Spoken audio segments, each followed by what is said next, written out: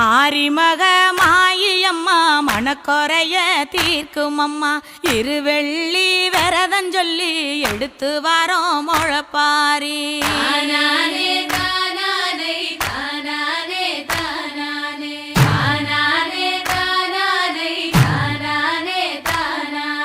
காத்து மட்டும் வந்து போகும் கட்ட பொம்மை கோட்டை போல வெயில் பட ஓல பின்னி விதைச்சு வச்சோம் முழப்பாரி